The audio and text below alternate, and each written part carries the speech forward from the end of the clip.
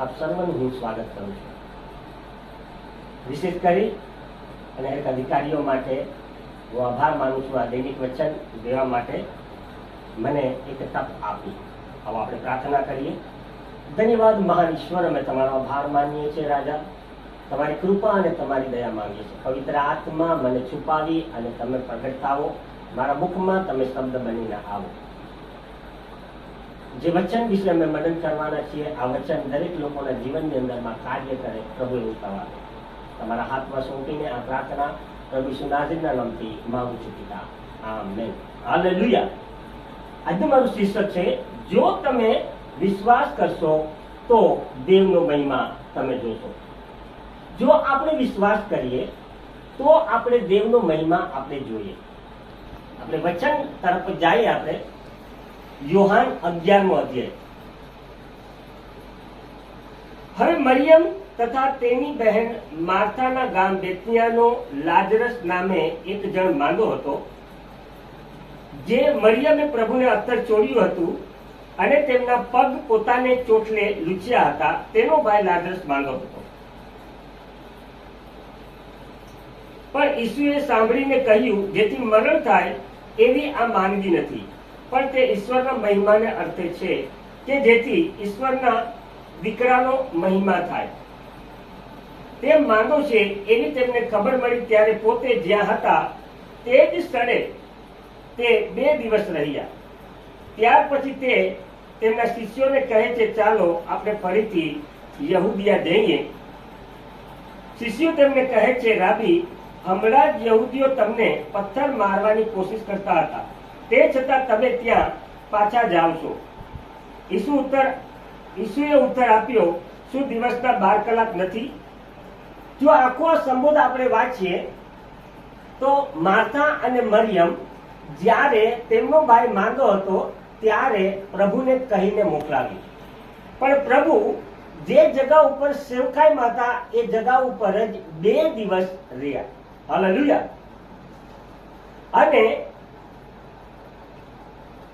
શિષ્ય લોકોને કીધું, ચાલો આપણે લાજરસને મળવા માટે જઈએ. હાલેલુયા. હાલેલુયા. જો તમે વિશ્વાસ કરશો તો દેવનો મહિમા જોશો. જો એ પરિસ્થિતિ એક એવી છે કે એમનો સગો ભાઈ લાજરસ મરણ પામેલો છે, કઈ છે જ નહીં, સાવ શૂન્ય છે, કઈ પણ પરિસ્થિતિ બદલવાનું કારણ જ નથી. પણ જ્યારે આપણે વિશ્વાસ કરીએ ત્યારે કોઈ પણ કઠિન પરિસ્થિતિ કેમ ના હોય, પરમેશ્વર એ પરિસ્થિતિઓને બદલાવવા માટે સક્ષમ છે.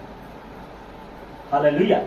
જ્યારે પરમેશ્વર એ જગા ઉપર ગયા જ્યાં લાજરસને દાટવામાં આવ્યો હતો, જેની બહેનો કહે છે કે પરમેશ્વર હવે તો એ ગંધાતો હશે, કારણ કે એને 3 દિવસ થઈ ગયા. હાલેલુયા. ભલે ગમે એવી પરિસ્થિતિ આપણા જીવનની અંદરમાં હોય, ભલે કોઈ પણ મોટી માંદગી આપણા જીવનની અંદરમાં હોય, ભલે કોઈ પણ બાબતો કેમ ના હોય, પણ જો તમે વિશ્વાસ કરો તો એ દરેક બાબતો પરમેશ્વર બદલાવનાર છે. જુઓ, જ્યારે પરમેશ્વર એ પરિસ્થિતિ એ જગા પાસે ગયા, પરમેશ્વરે એક રુદન કરી. હાલેલુયા. રુદન કરી અને એક અવાજ દીધો, લાજરસ તું બહાર આવ. ત્યારે જે એકદમથી કપડાથી વિછાયેલો હતો એ બહાર આવ્યો. હાલેલુયા. પરમેશ્વર આપણા વિશ્વાસનો જુએ છે. જ્યારે કઠિન પરિસ્થિતિ આવે છે ત્યારે આપણો વિશ્વાસ નબળો થાય છે. જ્યારે આપણા ઘરની અંદરમાં તકલીફો આવે છે ત્યારે આપણો વિશ્વાસ નબળો થાય છે. જ્યારે માંદગી આપણા ઘરની અંદરમાં ઘર કરી જાય છે ત્યારે આપણો વિશ્વાસ નબળો થાય છે. પણ વચન આપણને બતાવે છે, કોઈ પણ પરિસ્થિતિ કેમ ના હોય, જો તમે વિશ્વાસ કરો તો એ પરિસ્થિતિને પરમેશ્વર બદલાવી શકે છે. હાલેલુયા. બીજી એક બાબત, જ્યારે ઇઝરાયલ લોકો ગુલામગીરીમાંથી નીકળી અને જ્યારે લાલ સમુદ્રની પાસે આવ્યા, નિર્ગમનની અંદરમાં જ્યારે લાલ સમુદ્રની પાસે આવ્યા તો લાલ સમુદ્ર અને પાછળ ફારૂની સેના હતી. એકદમથી વિકટ પરિસ્થિતિ, આમ પણ મરણ હતું અને આમ પણ મરણ હતું. હાલેલુયા. દરેક લોકો કચકચ કરવા માંડ્યા, અમને અહીંયા મારવા માટે તમે લઈ આવ્યા, પણ પરમેશ્વરે લાલ સમુદ્રના પર બે ભાગ કરી નાખ્યા. પરમેશ્વર આપણા જીવનની અંદરમાં એ જ કાર્ય કરવા માંગે છે. એટલે જ વચન જણાવે છે, જો રાઈના દાણા જેટલો તમને વિશ્વાસ હોય તો એક પહાડને પણ તમે કહો કે તું તારી જગ્યાએથી ખસી જા, એ ખસી જશે. આપણે વિશ્વાસ દ્વારા આપણા જીવનની અંદરમાં, આપણા ઘરમાં, આપણી આસપાસ દેવનો મહિમા કરવો જોઈએ. પરમેશ્વર આપણા પાસે એક વિશ્વાસ માંગે છે. હિબ્રુઓનું પત્ર 11મો અધ્યાય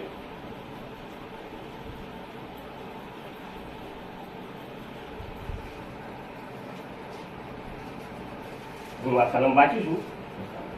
હવે વિશ્વાસ તો તે વસ્તુઓની આશા આપણે રાખીએ છીએ તેની ખાતરી છે અને અદ્રશ્ય વસ્તુઓની સાબિતી છે. હાલેલુયા. પરમેશ્વર અદ્રશ્ય રીતે આપણા જીવનોની અંદરમાં કાર્ય કરે છે.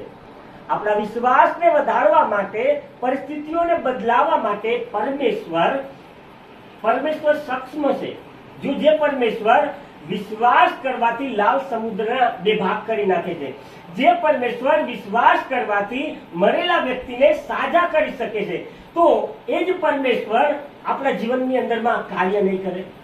પરમેશ્વર ચાહે છે આપણા વિશ્વાસને આપણે વધારીએ, આપણા વિશ્વાસમાં આપણે દોડીએ, આપણા વિશ્વાસમાં આપણે ખરા ઉતરીએ. જ્યારે આપણે આપણા વિશ્વાસમાં ખરા ઉતરીએ ત્યારે દેવની મહિમા આપણા જીવનની અંદરમાં આપણે જોઈએ.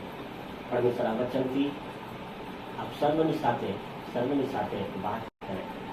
જો પ્રભુ ચાહે છે તમે વિશ્વાસ કરો તો દેવની મહિમા થાય. આપણે કઈ કઈ બાબતોમાં આપણે વિશ્વાસ કરવો જોઈએ? જો જ્યારે માંદગી હોય, પરિસ્થિતિઓ વિકટ હોય, ત્યારે આપણે વિશ્વાસ કરવો જોઈએ. જ્યારે અછતો હોય આપણા જીવનની અંદરમાં, ત્યારે આપણે વિશ્વાસ કરવો જોઈએ. જ્યારે આપણા જીવનની અંદરમાં પરિસ્થિતિઓ બગડી જાય ત્યારે આપણે વિશ્વાસ કરવો જોઈએ. આપણે વિશ્વાસ કરીએ તો આપણે દેવની મહિમા કરીએ. તો દેવ આપણા જીવનની અંદરમાં, આપણા કાર્યની અંદરમાં, આપણા ઘરની અંદરમાં મહિમાવંત થવા ચાહે છે. જો આપણે વિશ્વાસ કરશું તો આપણે આપણા જીવનની અંદરમાં, આપણા ઘરની અંદરમાં, આપણી આસપાસ દેવની મહિમાવંત કરશું. એટલે પરમેશ્વર કહે છે કે રાઈના દાણા જેટલો તમે વિશ્વાસ કરો. હાલેલુયા. પહાડોને પણ તમે કહેશો ખસી જા, તો પહાડ પણ ખસી જશે. આ વચનથી પરમેશ્વર તમારી સાથે વાત કરે. પરમેશ્વર આપણા જીવનની અંદરમાં વિશ્વાસને પ્રગટ કરવા માટે તે પોતાની સાબિતી આપે છે. જો બાઇબલની અંદરમાં એવા ઘણા બધા સંબોધો છે. હાલેલુયા. જ્યારે તુફાન આવ્યું ત્યારે હાલેલુયા પરમેશ્વર એ જગ્યા ઉપર હાજર હતા. જ્યારે હાલેલુયા અને દાનિયેલ સિંહના પિંજરામાં હતો ત્યારે પરમેશ્વર ત્યાં હાજર હતા. જ્યારે સાંદ્રાક, મેસાક અને અબેદનેગો અગ્નિની ભઠ્ઠીમાં હતા ત્યાં પરમેશ્વર હાજર હતા. જ્યારે આપણે વિશ્વાસ કરીએ છીએ ત્યારે કોઈ પણ પરિસ્થિતિ કેમ ના હોય, પરમેશ્વરની જગ્યા ઉપર હાજર હોય છે પોતાની મહિમા કરવા માટે. આપણે આપણી હરેક પરિસ્થિતિની અંદરમાં આપણે દેવ પર વિશ્વાસ કરવો જોઈએ. જો આપણે દેવ પર વિશ્વાસ કરીએ તો દેવ પોતાની મહિમા આપણા જીવનની અંદરમાં કરે. જો આપણે ઇબ્રાહિમ વિશે જાણીએ છીએ, એકનો એક દીકરો પરમેશ્વરે માંગ્યો, પણ એને વિશ્વાસ થઈ એ દીકરાનું બલિદાન દેવા માટે હાલેલુયા મોરિયા પર્વત ઉપર ગયો.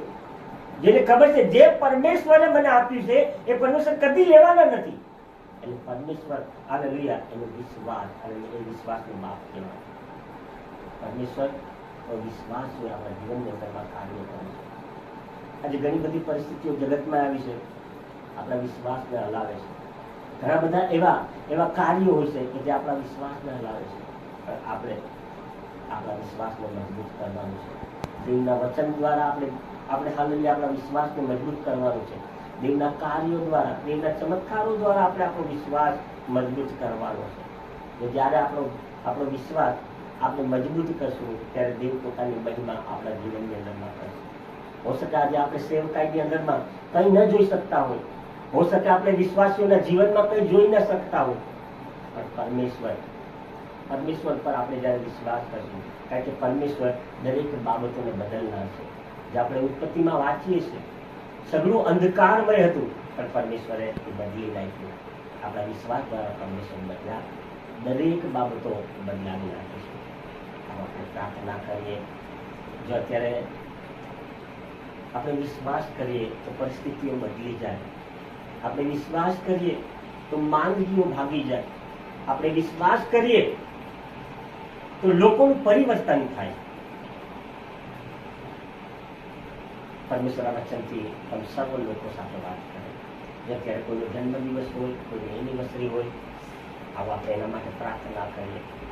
પરમેશ્વર એમના જીવનની અંદરમાં હાલેલુયા આશીષ આપે. પરમેશ્વર એમના જીવનની અંદરમાં દરેક કમી ઘટીઓને પૂર્ણ કરે. પરમેશ્વર હાલેલુયા એમના જીવનની અંદરમાં હાલેલુયા એક બહુતાઈનો આત્મા આપે. હાલેલુયા. ધન્યવાદ મહાન ઈશ્વર, અમે તમારો આભાર માનીએ છીએ. આ વચનમાં પ્રભુ તમે મને ઉપયોગ કરીએ માટે હું તમારો આભાર માનું છું. મારા દરેક શબ્દો દ્વારા પ્રભુ તમારી મહિમા થાય. તમારા હાથમાં સોંપીને આ પ્રાર્થના પ્રભુ ઈસુ નાઝરીના નામથી માંગુ છું પિતા, આમેન. પ્રભુ